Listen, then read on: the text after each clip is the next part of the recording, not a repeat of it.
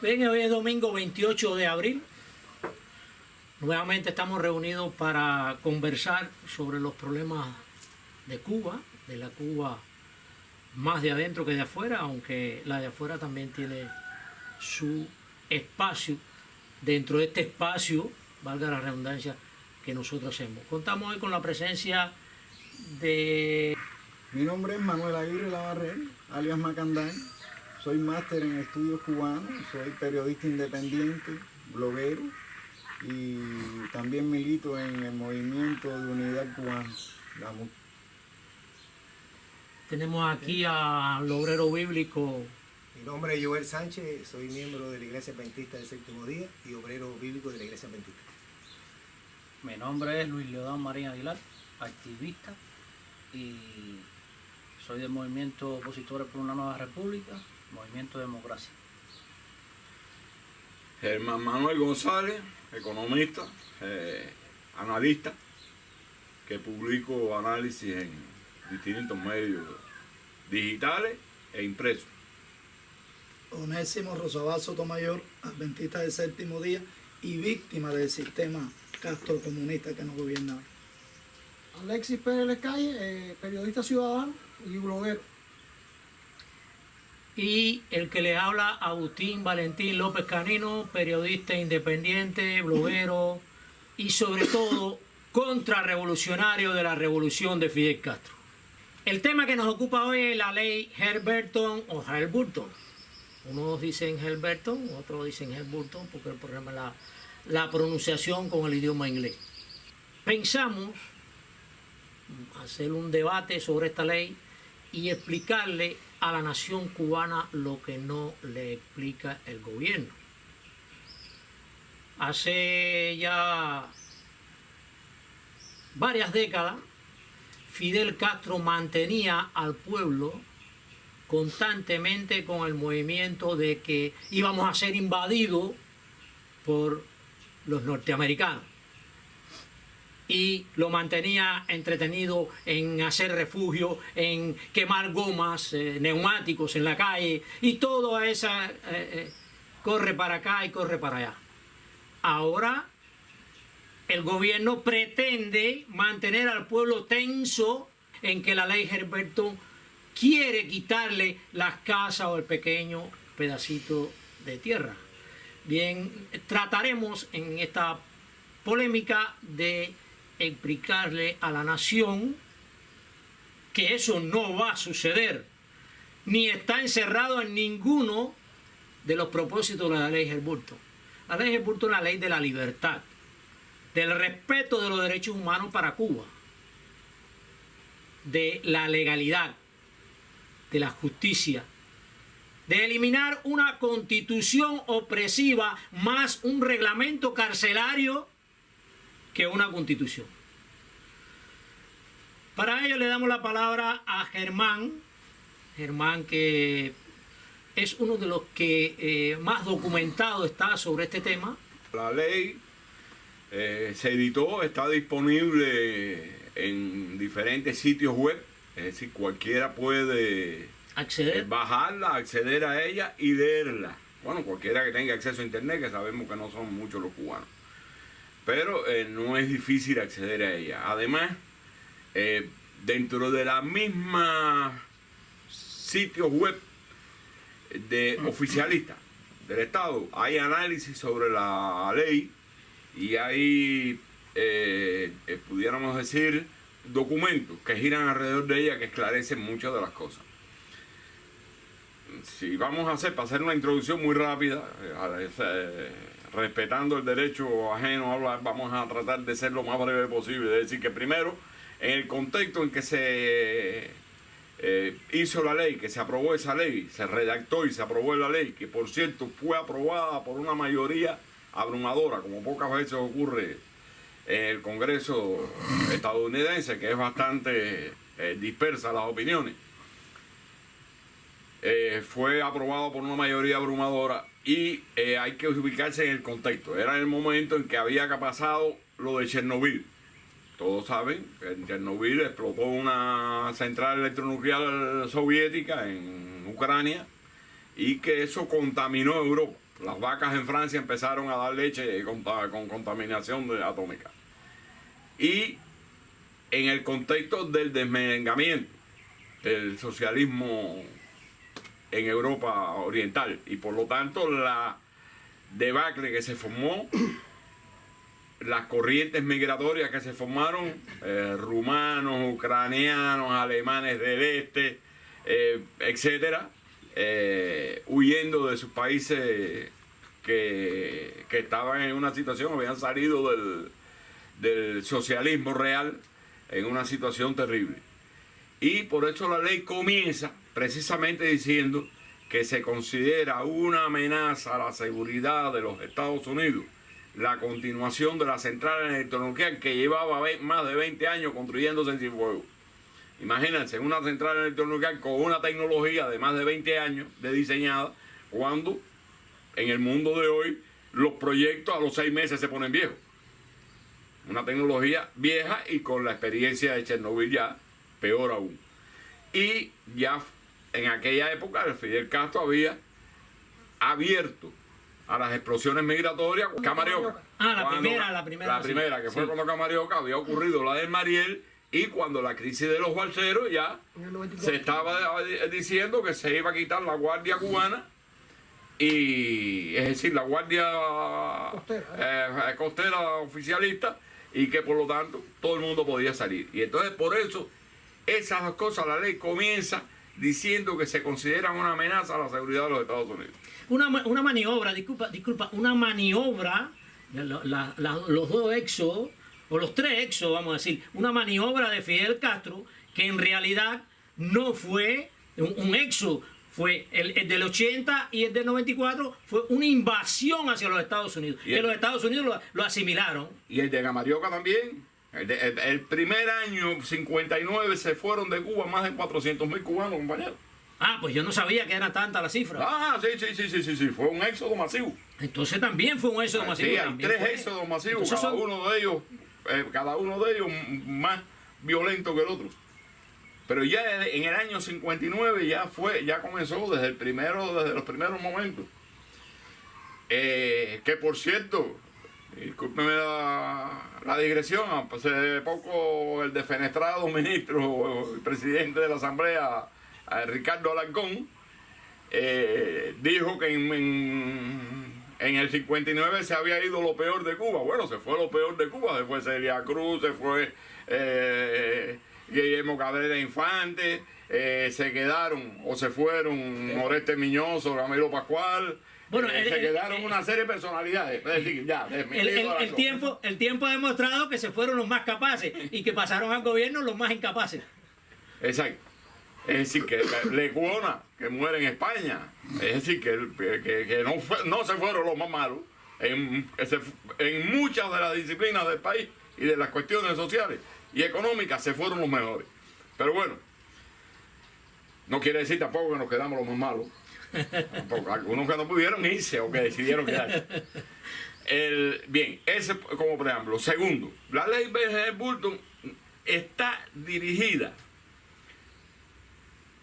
a aquellas acciones que se hizo en Cuba que perjudicaron a compañías norteamericanas y a cubanos que después se naturalizaron estadounidenses, que adquirieron la salida estadounidense. O sea, que en esos cubanos, que en esas propiedades cubanas no funciona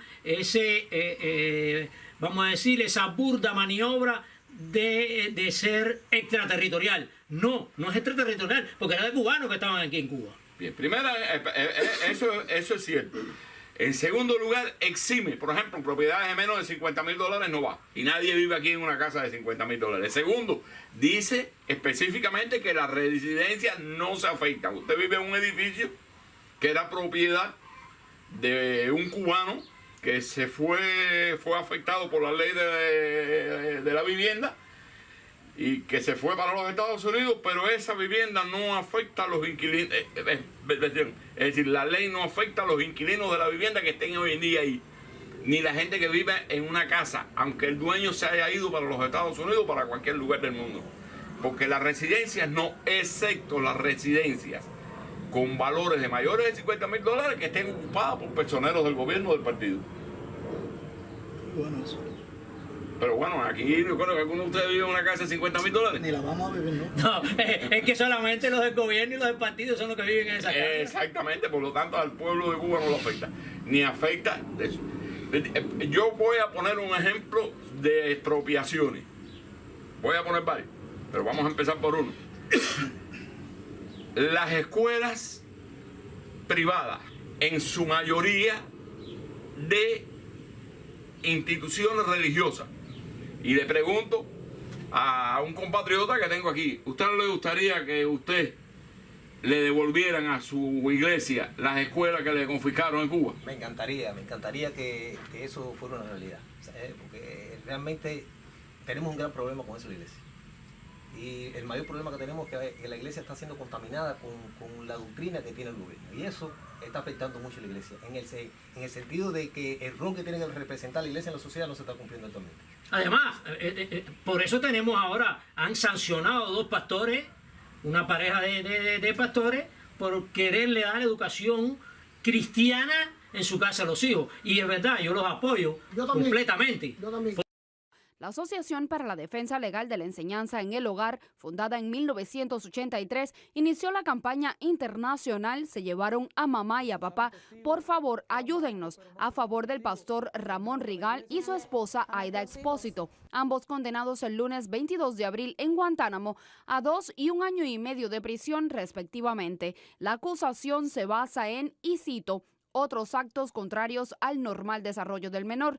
Eso por educar a sus hijos en casa. El grupo pide a quienes se solidaricen con el caso de los evangélicos cubanos que envíen una carta al presidente de Estados Unidos, Donald Trump, para denunciarlo. El régimen comunista de Cuba le arrebató de esta manera a 2 menores de edad a sus padres y los condenó a la cárcel porque ellos se negaban a que sus hijos asistieran a las escuelas oficiales donde los niños son adoctrinados con el único sistema que se enseña, que es el del Partido Comunista de Cuba, basado en el marxismo-leninismo. Ningún otro sistema político y educativo es legal en el país. La hija de 13 años de la pareja dijo a Radio Martí que vio cómo entraban a sus padres al Tribunal Municipal de Guantánamo bajo estrechas medidas de vigilancia para dar inicio al juicio. 2 años le pusieron a Ramón Rigal de privación de libertad, 1 año por otros actos contrarios al normal desarrollo y 1 año por asociación ilícita de instigación a delinquir. Se lo llevaron esposado y a la esposa le pusieron 1 año y medio por el mismo delito. Se llevaron a mi mamá y a mi papá presos y no pensaron en los muchachos, no en nosotros, en que somos menores, en que necesitamos a mi mamá y a mi papá juntos. El 16 de abril, la Asociación por la Defensa Legal de la Enseñanza en el Hogar había publicado un video en su página de YouTube donde denunciaban que la pareja había pedido salir del país, pero que las autoridades cubanas se lo impedían. ¿Por qué? Porque las escuelas castrocomunistas adoctrinadas, que adoctrinan en el castrocomunismo, están bien contaminadas con la corrupción, con la inmoralidad, con la falta de respeto, con la indignidad. Es que, Agustín, aunque fueran las mejores escuelas del mundo y no hubiera nada de eso que tú dices, es un derecho humano reconocido en todos los documentos internacionalmente proclamados, el derecho de la familia a educar a sus hijos. Elegir la educación. Aunque el gobierno pusiera la mejor escuela del mundo, aunque no adoctrinara como doctrina, aunque no tuvieran los efectos que tiene desde el punto de vista educativo, aunque fueran perfectas, el problema no es ese, el problema es que no hay derecho. Yo tengo el derecho de educar a mis hijos en la religión en que yo profeso, o la religión que yo deseo que ellos profesen, y darle la educación. Ahora, volvemos a la propiedad, sí. Exacto. Ese es un tema de propiedad. El segundo tema de propiedad, digamos, una compañía cubana o estadounidense que poseía centrales azucareros. Bueno, ¿qué era preferible? Que Julio Lobo tuviera un central, o Gómez Mena, o la Illinois Free, o cerrarlo y dejar a toda esa gente sin trabajo, en la más absoluta miseria y sin esperanza en la vida. Dime usted, ¿qué preferible? Mejor que siguiera funcionando como estaba funcionando. Exactamente, yo estoy seguro a ti que los habitantes de los 120 centrales defenestrados preferían que hubieran sido de un dueño de cualquier lugar del mundo, pero que mantuvieran el central funcionando y desarrollándose y haciendo industria de sus productos y derivados, y papel, y refinerías, y biocombustibles. Daba vida a la nación. Y no cerrarlo y dejar a de cientos de miles de cubanos en la más absoluto limbo, sin posibilidades. Porque ustedes saben lo que ocurre en un central azucarero. Ninguno ha ido a un central azucarero de los venezolanos. Bueno, ¿y cómo vive la gente ahí? En el limbo, ¿verdad? Sin esperanza. Era un tiempo muerto. Antes se criticaba el tiempo muerto, que duraba 7, 8 meses, 6 meses, no sé. Lo introdujeron un tiempo muerto permanente. Ese es un tiempo muerto permanente, eterno. Yo quisiera montarme sobre esa idea de los propietarios porque es verdad que Julio Lobo tenía el 75% de las acciones del azúcar, pero la diferencia está en que teníamos el azúcar ahí. El dueño de la fábrica de chorizo en Miño era rico, pero nosotros teníamos el chorizo en Miño ahí, y el que fabricaba queso estaba a disposición de la población. Y al alcance de cualquier bolsillo. Al alcance de cualquiera. Entonces yo pregunto, ¿qué produce un general? Son parásitos, son lacras y son millonarios. Ellos no producen nada. Ellos viven del sacrificio del pueblo y son millonarios. Con respecto a las viviendas... que se apropiaron de esas propiedades. Sí, yo sí creo que, si bien dice que de $50,000 en adelante es que se... Pero yo creo que a los que viven en el reparto Coli, en el Nuevo Vedado, sí, los propietarios antiguos de esas viviendas deben recuperarlas, porque los que viven ahí son represores, son coroneles, son generales, son millonarios, que se han hecho millonarios a costa del sacrificio y del hambre de este pueblo. Y tienen impunidad. Tienen impunidad dentro del gobierno. Pero ellos sí deben quitársela. La han convertido en zonas especiales. Zonas especiales, zonas privadas. Entonces, ¿dónde está la diferencia? ¿Dónde está ese gobierno benefactor? Ni nada. No, a ellos sí hay que quitarle las cosas. Yo, en ese aspecto, apoyo 100% en que sí. Ya me enteré que hay algunos que están corriendo y quieren vender las casas ahí en Coli. Ya, porque yo me enteré de una amiga mía, parece que él está un coronel retirado, ¿tú me entiendes? Entonces, eso sí, Agustín, no sé si ustedes coinciden, pero esto no es para coincidir, esto es para opinar. No, yo apoyo al 100% la ley de No, con respecto a lo que estoy diciendo. Con respecto a todo el apoyo. Que se las quiten, para que se dejen de inmoralidades y de abuso, y a ver qué va a pasar. Todos tienen paladares, tremendos restaurantes, son millonarios, ahí ni tú ni yo valemos nada. ¿Tú me entiendes?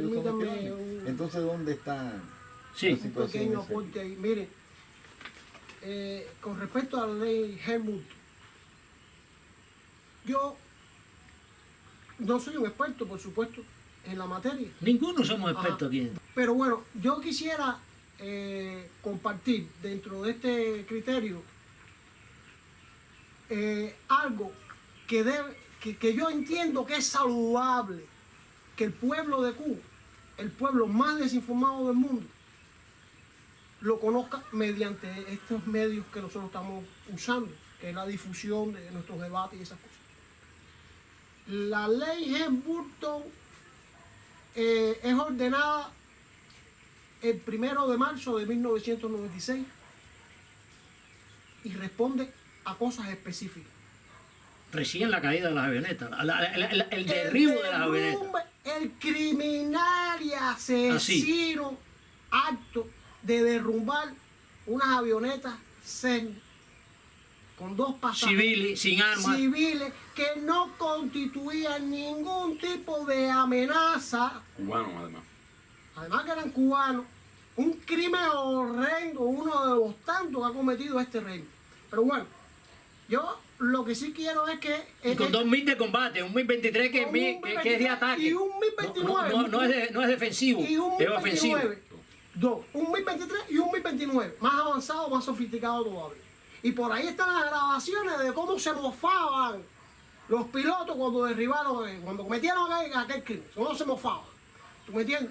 Un acto criminal. Disfrutando el acto criminal. Una cosa que no tiene, mira, hasta se me erizo. Porque es que, oye, hay que ser muy desalmado, ¿tú me entiendes? Para disfrutar ese acto. ¿Tú me entiendes? Si fueron las avionetas de Hermanos al Rescate. Sí, Hermanos al Rescate. Fue presentada, el día 1 de marzo y unos días después fue aprobada por el presidente Bill Clinton y respondía a lo que había ocurrido el 24 de febrero, que fue el derribo, si más no me acuerdo, ¿no? Fue el 24 de febrero. Sí, sí. No ha llegado un mes antes. Ahora, la ley Helmut-Bulto es una propuesta, porque la gente dice, no, es Helmut-Bulto. Y es bueno que el pueblo de Cuba conozca, y aquellas personas que, bueno, que no son pueblo de Cuba y que también están engañados, porque este régimen, usted sabe, ha secuestrado los medios de difusión masivos y entonces difunde una cantidad de mentiras que es lo más grande de la vida y tienen a confundido a medio mundo. Que sepan que es una propuesta de dos personas. La ley como tal se llama Ley de la Libertad y la Democracia Cubanas. Ese es el nombre de esta ley. ¿Me entiendes? Ahora, Helmut-Bulto, bueno, sí, un senador de Carolina del Norte llamado Jesse Helms y un representante por el estado de Illinois llamado Dan Burton hacen esta propuesta que finalmente unos días después, 11 días después, al día 12, más o menos, Bill Clinton, demócrata Bill Clinton, presidente demócrata Bill Clinton, la aprueba. Y el objetivo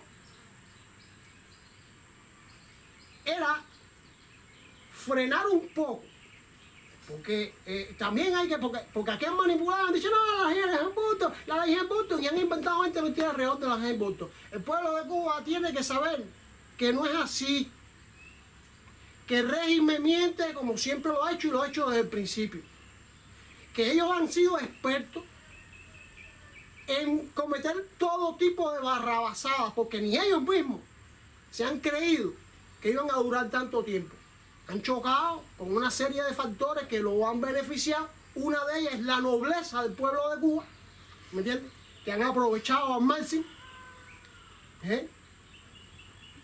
para no hablar de otros fenómenos como intereses internacionales de que en Cuba existe un gobierno como este que sirva como pretexto para que otros estados se fortalezcan, porque también existe esa situación. Que unos días antes se presenta el 1 de marzo y el 24 habían derribado 2 avionetas. Eso fue en el 96 y en el 94 ocurrió un éxodo. Que más del 90% del pueblo ignoraba el derribo de las avionetas. Sí lo ignoraban. Cuando ya no les quedó más remedio hablar de eso, lo hablaron como un acto heroico. Porque aquellos 4 civiles montados en 2 avionéticas de hélice, que no se ven porque eso esos son equipos que están obsoletos, ¿me entiendes? Que no representaban ninguna amenaza para nada ni para nadie, fueron derribados por aviones de guerra, porque un MiG-29 es un avión de guerra. Ofensivo, no es defensivo. Y un MiG-23 es un avión de guerra que tira misiles, que tiene ráfagas ametralladoras, un avión de guerra contra 2 aviones civiles. Y es necesario que el pueblo de Cuba sepan estas cosas.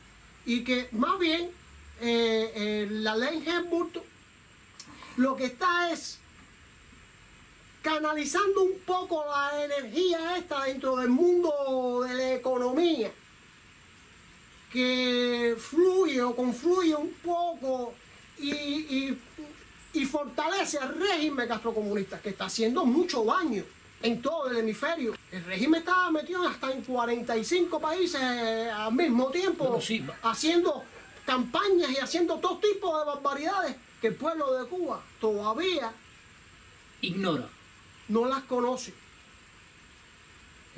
Entonces, esta ley trataba de canalizar, le daba a las empresas no norteamericanas la elección,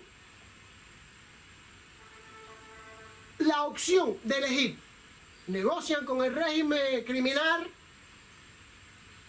y asesino y terrorista de los Castro, o negocian con nosotros que brindamos al mundo un mejor mercado. En eso consiste la ley Helmut. Vamos a eso ahora, vamos a eso ahora a las empresas, sí.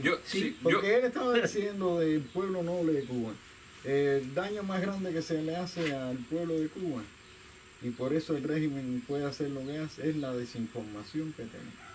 El pueblo de Cuba no tiene información ninguna. El pueblo más desinformado del mundo.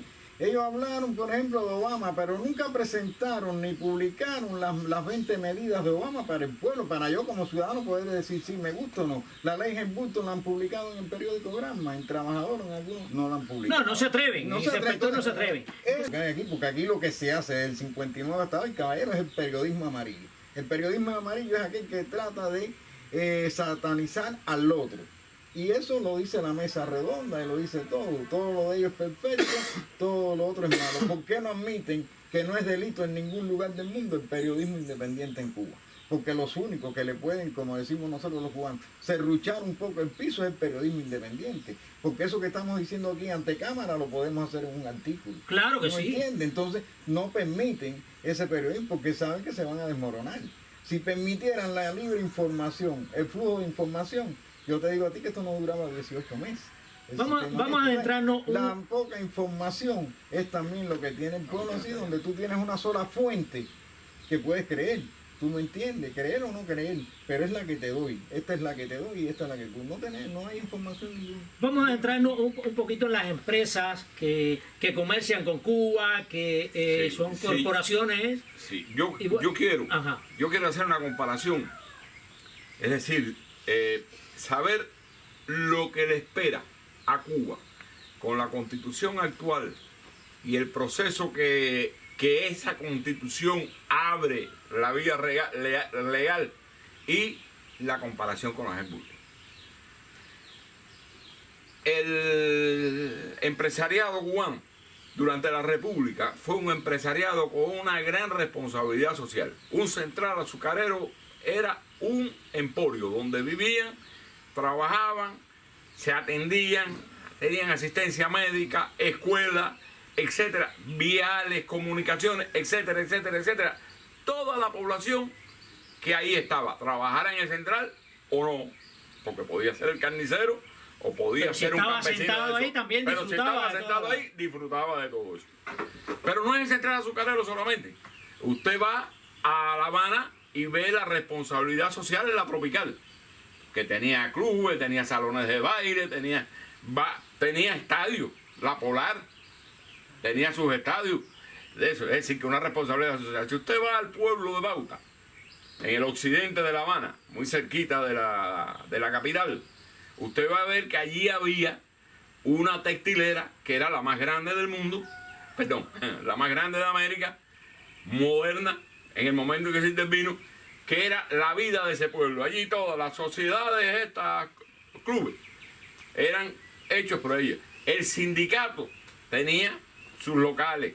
Todos los obreros que trabajaban en la textilera tenían, además de un salario generoso, tenían acceso a un automóvil con facilidades de pago. En definitiva, se cuenta la anécdota que cuando Che Guevara era ministro de Industria, fue allí y vio la cantidad de automóviles que había en el parqueo. Dijo, como tenían automóviles los burgueses aquí, los dueños, dice, no, comandante, todo eso eran de los obreros. Todos esos automóviles eran de los obreros. Entonces, eso es una responsabilidad social. El comandante Bernabé Ordaz, cuando se graduó, la fábrica, la administración de la fábrica le regaló un consultorio para que atendiera la gente ahí en el barrio. Es decir, le regaló con todo el instrumental. Eso es histórico, eso es verdad. Entonces, es decir, que la empresa en Cuba solía tener una responsabilidad, la Bacardí en Santiago, una responsabilidad social con el entorno y con la población, con los trabajadores y con el entorno. Y el que niegue eso está negando una verdad histórica. Ahora, ¿qué nos espera a nosotros? Bueno, Mariel, el trabajador llega allí, cambia la ropa en la taquilla, se pone su mono de trabajo, trabaja sus 8 horas o las que corresponde, gana su salario en pesos cubanos, esa compañía le paga al gobierno en moneda dura, dólares o euros, y el trabajador se va. ¿Qué responsabilidad social tiene esa empresa dentro de Mariel? Ninguna, absolutamente ninguna. Obtener ganancia nada más. Nada más, es una máquina de hacer dinero. Los hoteles es una máquina de hacer dinero, de los cuales el gobierno se queda con el salario de los trabajadores y le paga a los trabajadores en moneda nacional. Es decir, se queda con la moneda dura, como lo hacían a ustedes en la Marina. Ajá. Así mismo como lo hacían en la Marina, Sí. así mismo se hace. Quiere decir que la perspectiva con la ampliación de ese tipo de negocio y de empresa sin responsabilidad social de la que se está hablando en la Constitución y que es la que viene. Bueno, lo que pasa es que en los cubanos ni tienen información ni la vida precaria. A los cubanos les pasa también como el cuento de la gallina de Stalin, ¿no? Si a ti te desplumaron, tienes que ir a... Así, te quedas ahí, tú no puedes hacer más nada que eso. Entonces, así estamos los cubanos. Pero si los cubanos se sentaran a ver qué significa un hotel, bueno, trabajas en un hotel, tú vas, trabajas, te buscas, tú ganas dinerito. Es verdad que eres un privilegiado comparado con la miseria del resto de la población. Sí, el tuerto en el país de los ciegos, en el país de los ciegos es rey. Exactamente, eras en el tiempo de la esclavitud, eras el cabecero del dueño. Así mismo. Eras el cabecero del dueño, no cortabas caña en la colonia. ¿No es así, amigo mío? Eras el cabecero del dueño o el mayordomo de la casa, pero seguía siendo esclavo. Bueno, ese es el que trabaja en el turismo, un esclavo con un poquitico más de posibilidades. ¿Qué responsabilidad social tiene Iberoestar? Meriá, ni ninguna de esas gente. Ahora, bien, punto, hasta ahí. Ya hablamos y dejamos claro que no hay reclamaciones a las cosas que nos afectan a nosotros los cubanos de abajo, ni la vivienda, ni la escuela, porque ¿qué puede pasar? Que tus hijos puedan ir mañana a una escuela que está conforme con tu fe, y el hijo del católico pueda ir a la religión católica, y el hijo del judío vaya a la sinagoga. Claro. Que es un derecho elemental humano, que sus hijos se eduquen en la forma en que tú desees. Claro, el Estado siempre regula por ley los programas, eso era así en Cuba había escuelas particulares y escuelas religiosas, y la ley decía lo que había que impartir en matemáticas, en química, en física, e incluso, para que ustedes sepan. En la parte científica. No, y en la parte social. Sí. Los profesores de historia y los profesores de educación cívica eran por ley cubanos. No podían ser extranjeros, primera. Y en segundo lugar, no eran funcionarios de la iglesia. Tú podías ser, incluso, tuve la suerte de conocer personas completamente desligados de la religión que eran profesores en los maristas o en los jesuitas. ¿Por qué? Porque daban historia de Cuba. Ese no era un sacerdote, ¿eh? Pero no y en la escuela esa de los adventistas, no, el que daba historia no tenía que ser un religioso, podía ser alguien no religioso. Y educación cívica. Y tenía que ser cubano, no podía estarlo de ningún país del mundo. Esa era la ley que regulaba eso, por si no lo saben. Bien, por lo tanto, volviéndole a eso, si tú tomas el camino que nos lleva, la Constitución recién aprobada, nos lleva a la privatización, porque lo admite, se puede privatizar, se puede invertir. La ley dice que se velará, la Constitución dice que se velará por la acumulación de riqueza, pero la riqueza tuya, mía y el otro, nosotros sí no podemos llegar a subir el estándar económico. Ahora, el gallego que pone la fábrica de clavo herrán, sí puede hacerlo, ni se le va a contabilizar. No tiene ningún problema. Y el brasileño que viene y pone la fábrica de chorizo también. Ahora, ¿quién no puede? Y además lo dice la Constitución. Ahora vamos a ver cómo se maneja eso desde el punto de vista práctico, desde el punto de vista real, pero ya está en la Constitución. Desde el punto de vista de la justicia social, porque hay que verlo ahí. Social. Bien, por lo tanto, el camino hacia que nos lleva la Constitución recién impuesta no es de deseo de nadie. Y por último, y te aseguro que me voy a callar de ya, el tema, vamos a hablar de moral, de justicia. ¿Por qué las instalaciones de la Bacardí, familia cubana de N generaciones, santiaguera, con una marca de prestigio universal, marca que no existe aquí ya, que no existe, que no. No, claro que no. Por supuesto. Con una aquí se importan las mantas y los refrescos ya. Con una responsabilidad social tremenda, va a ver que sus instalaciones las está explotando una compañía francesa, la Ricard. ¿Por qué el dueño del aeropuerto de La Habana tiene que venir a ver los franceses ahí utilizando? ¿Por qué el dueño del Hotel Nacional tiene que ver que compañías extranjeras exploten el hotel? ¿Por qué el dueño de La Habana Libre, que entre paréntesis no era un dueño, eran obreros? Yo no sé si ustedes lo saben, el Habana Libre era del sindicato gastronómico, que empleó los fondos del sindicato en construir un hotel y se le nacionalizó. O sea, no pertenecía ni a un dueño. No, era del sindicato de obreros gastronómicos. El hotel Habana Libre, se llamaba antes Habana Hilton, era del sindicato de trabajadores gastronómicos. Asombroso, ¿verdad? Y bueno, pues se nacionalizó y hoy en día ahora lo explota un gallego. Y como prometí que me voy a callar, vamos a hablar del problema de la deuda. Yo prefiero, yo personalmente, lo que haya que pagar, si es que hay que pagar algo, o devolver las propiedades a un cubano o a un estadounidense como el de la fábrica de esa de Bauta, o el de el central azucarero, con la responsabilidad social que mostraron ese tipo de empresarios, que pagarle a los que le prestaron dinero al gobierno para que hiciera aventuras bélicas en todas partes del mundo, o proyectos locos y absurdos como las escuelas en el campo, la microbrigada, bueno, el plan banano, todas esas atrocidades, todas esas barbaridades. Entonces, ese es el camino. Bueno, ahora, como yo no quiero que te calles, vamos a las empresas.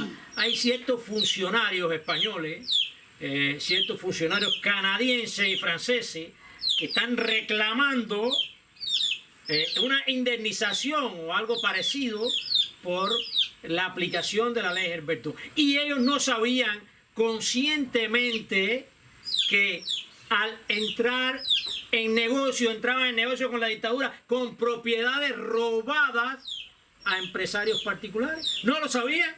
Claro que lo ¿Con sabía. qué derecho entonces está reclamando? Claro que ¿Qué lo sabía. moral tienen para reclamar a los Estados Unidos esta toma de decisiones?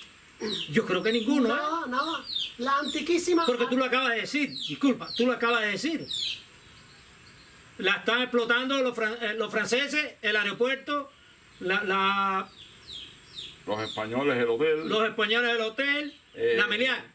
Sí, cualquiera, unas cuantas, hay como 10 o 12. Entonces, la mayor parte, el puerto de Santiago, que pertenecía a una familia cubana, no era tampoco... Ningún extranjero. O sea, como decía ahorita, no cabe ley de extraterritorialidad. Estamos hablando de aquí. Estamos hablando de aquí, de dentro de Cuba, de cubanos que eran propietarios de toda esa... Algunos de ellos con una tradición, porque muchos de esa gente fueron generales y oficiales, altos oficiales del ejército, por ejemplo, El ejército Mamí. eran descendientes del general Emilio Núñez, el hombre que organizó 100 expediciones en la guerra de independencia y nada más se le pudieron interceptar 3. Llegaron 97. Ese general que Martí lo sacó del campo de batalla, le dijo, no, si tú no tapas eso, tú eres un organizador. Los descendientes de ese hombre eran los dueños del Banco Núñez. Pero ¿qué familia más prestigiosa que la Bacardí en Santiago? Exactamente. Cualquier cosa que tú vayas a Santiago, no, esto lo dice la Bacardí, no, esto es la Bacardí, no, que la Bacardí. Y responsabilizada con la sociedad. Con toda la sociedad santiaguera y cubana. Mira, Entonces- todo esto responde a una cosa, que es lo que te iba a decir. A la antiquísima y malévola, las artimañas del error. Ay, sí, pero yo no sabía. No, espérate un momentico. Ahí donde viene el concepto jurídico de que el desconocimiento de la ley no te exonera de su cumplimiento. de culpa. La ley Hamilton fue aprobada el 12 de marzo de 1996. Tú vas a venir a esta altura de la vida, en el 2018 y 2019, a decirme que tú no sabías. No, a ti la ley Hamilton te tiene que coger Ellos lo saben. con todo de la ley. Exactamente. Porque ahora lo que hicieron fue darle un poco de vida, avivar el artículo 3. Es lo único que han hecho, pero la ley Hamilton está ahí y forma parte, que no lo dije ahorita, porque me pidió la palabra por acá Macandal. La ley Hamilton responde a un grupo de cosas. No es una locura. Empezar por eso, por el contexto en que estaba. ¿Cómo empezó aquello? Ahí está. La termonuclear de Cienfuegos y el éxodo. Muy de importante, cubanos. porque Fidel Castro era capaz de hacer estallar una termonuclear, para No, que lo chica, sepan, ella iba a estallar No, sola, no eso podía no. estarla estallar. y afectar a toda lo que es Miami y desintegrarlo, porque creo que en una ocasión lo dijo, ¿eh? No, La gente lo insinuó, Para yo que sí, ellos yo estallaran creo que- solos. La Hamilton es una medida más dentro de la política estadounidense hacia Cuba de arreciar o fortalecer el embargo. O hacer respetar, mejor el dicho. embargo que un día provocó este mismo régimen criminal Precisamente por eso mismo, por robar las que propiedades. desencadenó la aplicación o la creación de esta ley Hamilton con el derribo de la avioneta. Mataron a 4 civiles. ¿Tú me entiendes? Ese mismo gobierno criminal, unos años antes, metió aquí ojivas nucleares a ofender y Puso en amenazar. peligro, como ahora está a punto de ponerlo Venezuela, apoyada Sí, por Cuba, para ofender puso en y peligro la amenazar a estabilidad los del Estados mundo. Unidos, única potencia en América desde la época de colonial. A ver si tú me entiendes. Única potencia. Para ponerle. Desde hace 222 Entonces, años. caballero, vamos a entender. No, todos estos países que comerciaron, lo que le interesaba indiscutiblemente es la Son ganancia. unos No le importa, inmorales, no son le unos inmorales. interesa. Son unos inmorales, la- todos, los españoles, los alemanes. Los alemanes no tengo conocimiento muy bien, pero los franceses que han negociado con el régimen criminal y asesino, son cómplices de este régimen. Que han Y explotado. lo que han- digo hoy aquí, pero cuando yo pueda estar en otro foro más abierto, lo voy a decir igual. que han aprovechado la mano de obra. Son criminales y son tan culpables de crimen, de genocidio y de todo el mal que el régimen ha causado sobre el pueblo de Cuba y en el hemisferio sobre otros pueblos, como están asesinando ahí, porque pasó de Inesia, vino de Inesia de Rusia, llegó a Cuba y pasó de Inesia a Venezuela, a Nicaragua. Y el mismo régimen que hoy reprime y asesina a las personas que está asesinando y reprime. Hay un video en las redes sociales donde hay un capitán venezolano negándose a cumplir órdenes de un coronel cubano. Y usted sabe lo que dice el coronel cubano. Después que él le dice, no, mira, esto no debe ser porque lo está mandando a reprimir al pueblo. Y dice, yo no tengo por qué hacer eso porque yo soy un militar que se ahorrará. El capitán delante de sus hombres. Y este coronel le dice, tú lo que eres un mariachi. ¿Y qué hizo el capitán? Le rastreó el fusil y hizo así, ¡pam! Y le metió un tiro en la cara al coronel. Luchar nosotros por hacer que el gobierno lo retire. Eso no se va a Para que ver. no haya necesidad de matar a nadie. Todos estos países, como Nosotros no estaba tenemos- diciendo, nosotros Vamos a luchar para que el nosotros gobierno lo retire. Nosotros no tenemos ese poder.